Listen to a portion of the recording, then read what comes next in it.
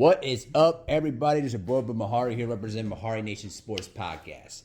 Boy, I tell you what, people have been going absolutely crazy over the Bleacher Report's top 100 list and where Kobe Bryant is placed on the list. Now, before I begin this video, I will give them their credit that they did release a article basically explaining why Kobe Bryant wasn't in their top 10 list and why they put Kobe at number 11 below Steph Curry, I should say.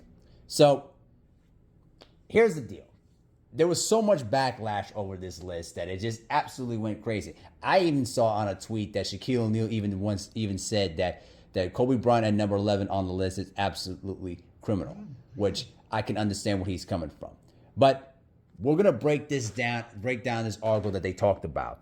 And I'm not gonna read the opening paragraph because I'm sure most of you can figure it out yourself. Because basically, the 100 greatest players was basically voted by a panel of experts, writers, and editors. Now, the one thing I wish Bleacher Report would do is basically name those people who were part of this entire article, who was involved in naming the 100 greatest players on their list. If they would have came out and named the writers and editors who were involved in creating this top 100 list, I think we could have had the opportunity to give them the equal amount of smoke that they would have deserved. But I digress.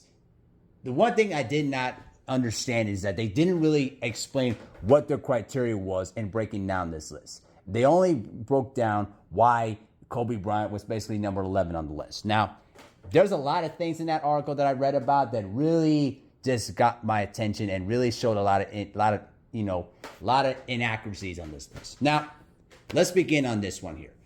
This is the thing that I really started to think about when I was writing down notes and started thinking about what Bleacher Report was breaking down. So one thing was for certain though, Bleacher Report actually basically favored more of the peak of the player instead of the longevity. Now, here's my problem to this. If you valued peak over longevity, then why is it that Scottie Pippen and John Stockton were more higher on the list than Luka Doncic? And my other issue is, why wasn't Shea on the list? That's my other issue. If you were basically deciding, I'm going to favor peak over longevity, then why is it that Shea, who just won an MVP, who had a fantastic postseason run, won an NBA championship and finals MVP, and he's still peaking at this particular point in time, why is it that his name was not on the list? Why is it that the fact that Joel Embiid was also on the list of the top 100 players and not Shea? Because I can tell you right now, Joel Embiid has had a miserable postseason resume than Shea himself. But I'll pull that back. That's going to be safe for another time. But I wanted to read to you guys about what Bleacher Report was talking about when they were talking about peak versus longevity. So, end quote. Kobe is fourth at all time in career points, both regular season and postseason combined. Tied for second in total points in all NBA nods, third in total All-Star selections, and third in total 40-point games, including the playoffs. There's no question that for most of 2 decades, he was among the very best players in the world, but among the best and the best are two different things. See, I'm going to pause right there for a moment. You see the hypocrisy in that particular sentence there? About among the best and the best are two different things. When there were multiple players during the 2000s that could say on the record, including LeBron James himself, that pretty much said that Kobe Bryant was the best player in the league. And I don't think anybody that has watched basketball during that time would ever dispute that. But let's continue reading. This is another part that I really started, making it really didn't make sense to me. Kobe never led the league in box plus minus or player efficiency rating, and only secured 1 MVP, and is outside of the top 10 in career MVP shares. Let's stop right there, because here's the problem with that sentence right there too. Box plus minuses is not the be and all end all of stats. I'm not gonna bore with you with that. But when I was looking at the player efficiency rating, saying that he never led the league in player efficiency rating, you want to know 2 players on that top 10 list that didn't lead the league in player efficiency rating? There were 2. Tim Duncan and Magic Johnson. 2 of those players in your top 10 did not lead the league in player efficiency rating. So when you're basically breaking down that list, you're basically saying that, oh, he wasn't efficient during that period of time, during the respective times in his career. But also the fact that despite how great Magic Johnson was, and despite how great Tim Duncan was, neither one of those players led the league in player efficiency rating. When I was looking back at the 2005-2006 season, especially when it came down to player MVP award shares, here's the big problem with this. Kobe Bryant was ranked number 12 in MVP shares, while Karl Malone was basically ranked 10th. You want to know the difference between those two? Between the two is basically 0.94. 0.94. So you're basically breaking it down by a small fraction of a difference in MVP voting, and not considering the fact of the competition that Kobe Bryant had to face against and trying to earn that MVP award, especially during the 2000s when he had to go up against prime Shaquille O'Neal, prime Kevin Garnett, prime Duncan, prime Nowitzki, prime Nash. All right, especially prime LeBron and prime D Wade. There were a lot of players at that time in the 2000s that Kobe Bryant had to go up against. And you meaning to tell me that because of the fact that Kobe Bryant had only one MVP and was never in the top 10 in MVP shares makes absolutely no sense. And this is where the hypocrisy comes into play. Now, let me continue this right here. So, I'm going to finish this up. For most of his career, Kobe Bryant wasn't wearing the NBA's Best Player Championship belt. His teammate Shaquille O'Neal held that honor early on in his career. For a while, it was probably Tim Duncan. Eventually, LeBron James came along, snagged the belt, and didn't let it go for several years. Steph Curry may have been drafted before Kobe retired. Meanwhile, the players above him in the top 100, which includes everyone named in the preceding paragraph, had all multi-year peaks, which they were clearly holding the belt. The lone exception may be Wilt, who had Bill Russell to contend with. See, if you're basically saying that maybe it could have been Wilt, maybe it could have been Steph, or maybe it could have been Duncan. See, I just feel like the way that you're describing it, you're basically are nitpicking everything that Kobe Bryant accomplished basically by few fractions of certain criteria. I just did not understand that, and it just didn't. The way that they wrote this down didn't make any level of sense. Considering the fact you have Steph Curry and Wilt and Duncan on your list, that maybe they could have had the best player in the league tax, when clearly that period of time it was Shaquille O'Neal. I mean, it's just the hypocrisy in that first paragraph didn't make sense. Because if you're basically saying we value peak over longevity, then why is it that Scottie Pippen and John Stockton, as I said earlier, why is it that they were ranked number 28 and 29 and 30 on the list? But there were other players in that top 100 list that had higher peaks than those two players combined, but yet they were basically shoved down further in the list.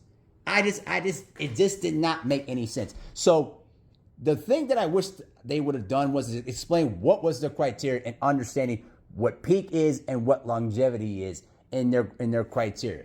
That would have made much more sense, but they didn't do that. And I just think that really was not broken down, very well.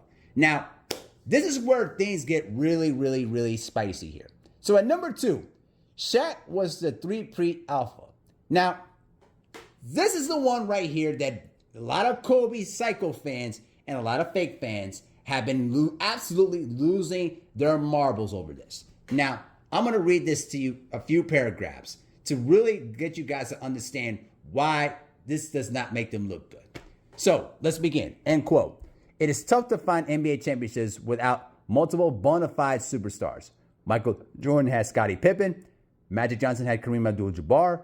Larry Bird had Kevin McHale and Robert Parrish. Tim Duncan first had David Robinson and later on won titles with Tony Parker, Manu Ginobili, and Kawhi Leonard. Steph Curry shared the floor with Kevin Durant for 2 of his 4 titles. You get the picture. But each of the names combined above, including Curry's, clearly had topped the hierarchy within winning each of the team,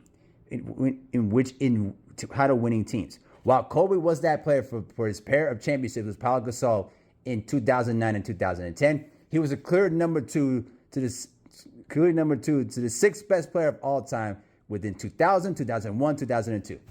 Okay. Oh boy.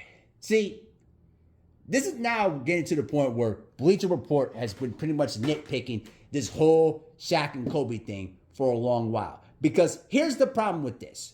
When you do this, you're basically nitpicking everything that Kobe Bryant and Shaquille O'Neal did, because you can't accept the fact that Kobe Bryant, as great of a player he was basically the number 2 to Shaquille O'Neal.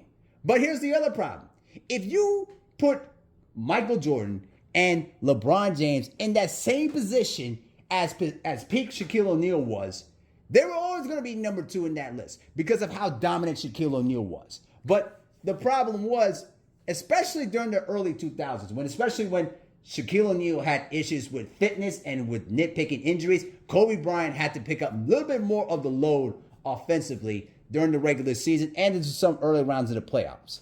But the other thing here is that when Shaquille O'Neal had favorable matchups, especially in 2000 with Rick Smith, who was basically entering the final year of his career, against Dikembe Mutombo, who was Defensive Player of the Year that year, and then the committee of centers of Jason Collins, Aaron Williams, and I can pretty much say Kenyon Martin to a certain extent, but I don't think he guarded him that much. But you get the point. The problem is you guys keep nitpicking at Kobe Bryant and what his contribution was as a second option, which also enforces the point why Kobe Bryant has always said that he didn't want to deal with this nonsense anymore because the media was always going to look at him as a sidekick, which I understand the logic behind it, but at the same time, it was eating that way at Kobe's ego, which is one of the reasons why he pretty much said on the record that he had to prove that he could win championships outside of Shaquille O'Neal. And at the same time, Shaq's ego, people don't understand, Shaq had a huge ego that was just out of control. Do you really believe that if you put LeBron James, Michael Jordan, oh hell, let's even put Magic Johnson in that role. If you were to put any of those guys in that same particular role with Shaquille O'Neal, do you think that Shaquille O'Neal would succeed and step out of the way to basically say, hey, you got this? Kind of like how Kareem stepped out of the way gracefully to let Magic Johnson be the first option. Or when David Robinson stepped out of the way to let Tim Duncan be the first option. Do you think Shaq would have been more gracious to do that? Absolutely not. Look what he was trying to do to sabotage Kobe Bryant, for goodness sake.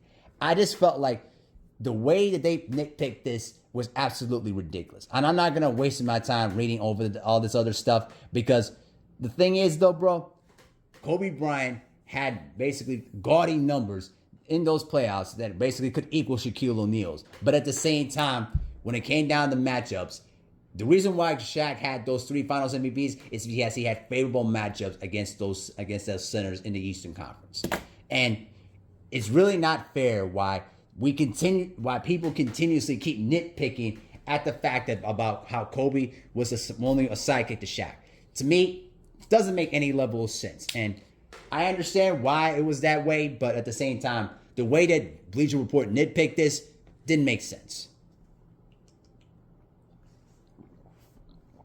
Needed some water with that. Now, here's the other one right here. The 3/4 of a century in NBA history right here. The first NBA campaign started in 1946.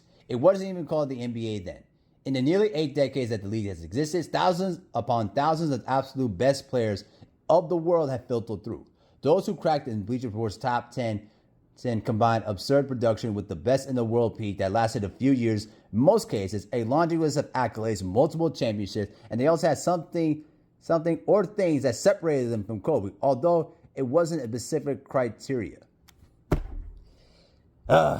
See, I think they would have been better off by just explaining the criteria, because it would have basically given the reader to a better understanding about what the criteria was and why did you decide to keep Kobe out of the top 10, out of your top 10.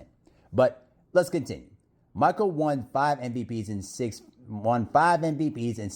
Finals MVPs. LeBron James's cushion between himself and second place all-time in scoring ladder is starting to look laughable. Kareem is a 6-time MVP and a 6-time NBA champion. Magic Johnson has 3 MVPs, 3 Finals MVPs, and is the highest career assists of all time. Bill Russell won 11 titles during the league's formative years. Shaq was the best player on Kobe's most famous teams. Tim Duncan had 3 Finals MVPs, 2 MVPs, and 15 All-Defensive Team nods. Bird had won 3 consecutive MVPs in a row, finished top 3 in MVP voting 8 years in a row, and helped save the NBA in the 1980s and was a pioneer for point forwards.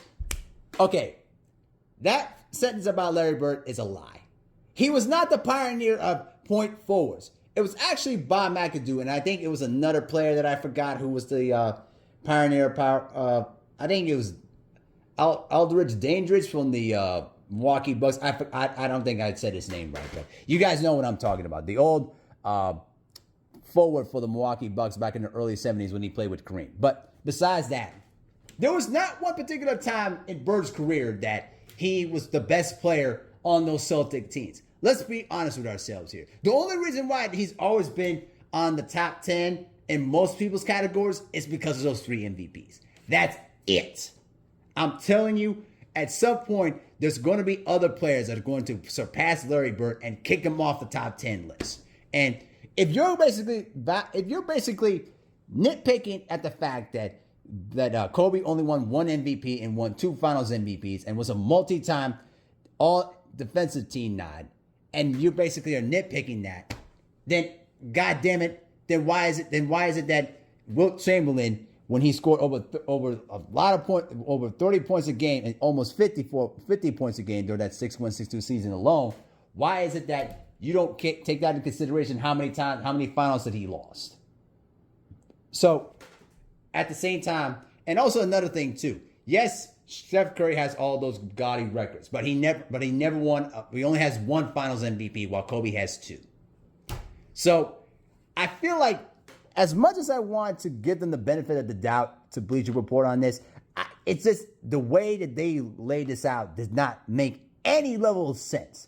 And it's just, I could see why a lot of the Psycho Kobe fans are basically going up in arms about it. Because if you're nitpicking those kind of accomplishments, then why is it that other players that had higher peaks than Larry Bird, why is it that he's in the top 10? And why is it that Kobe Bryant and Hakeem Olajuwon are pushed out of the top 10? That right there in of itself does not make any level of sense. But either way, they also talked about Curry versus LeBron. You know what I'm saying? To that, I could understand to maybe to a certain extent. But here's the thing. Curry didn't have a higher peak than Kobe Bryant did. So I think that's right. That there in of itself is a little bit of flawed. LeBron, I get that's not an argument. I get that part. But it just doesn't make any sense. But again, here's the deal.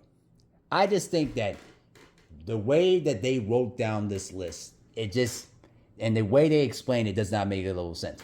The one thing, if I were a Bleacher Report, the one thing I would have done was explain the criteria about what your top 100 players of all time. What statistical categories do you value? What stats do you value the most? What accomplishments do you value even more? And explain it more thoroughly. And put your name on the record, because at the end of the day, it would have been better off to just tell you that, hey, we chose these for these specific reasons, and this is why. And I think you would have had much more of an understanding that way, even though you were still going to get criticized regardless, no matter what. But I felt like this whole thing was pretty much clickbait, and it's just much rage bait and more of a sensationalization of Kobe Bryant and a lot of these other great NBA players. And to me, it's just literally a waste of time just for them to even do this, because I just felt like it was just nothing more than this raging clickbait. So, you know, as I said before, like I said in my yesterday's video, I don't agree with the top 10 list. I would put Curry at number 11 and Kobe at number 10. But again, that's my opinion. This is clearly they had a different opinion about this. And for one writer to put Kobe at number 18 on their list, and that was the lowest rating, is just a complete insult. But either way, I know there are going to be a lot of Kobe, psycho fans that are going to be losing their minds over this. And they're going to be saying, how dare you disrespect Kobe Bryant, man? He was one of the greatest players in NBA history, man. You're disrespecting him from the dead, man. You're disrespecting his legacy. You're trying to waste away his entire legacy, man. I got to hear this for the remainder of the week. And it's going to be a huge headache to deal with. So, but, hey, Bleacher Report did this to themselves. So, but, hey, what can I say? I'm just saying a YouTuber just expressing my opinion. Just like how Bleacher Report expressed that flawed opinion, but didn't explain the criteria. So they're gonna have to deal with this. So that's just my thoughts on the whole thing, man. It's just I just felt like they would have been better off just explaining their criteria and just going into further detail on why they just had Kobe outside of their top 10. But again, it is what it is. Let me know what you think in the comment section below. With that, I'm out. Peace.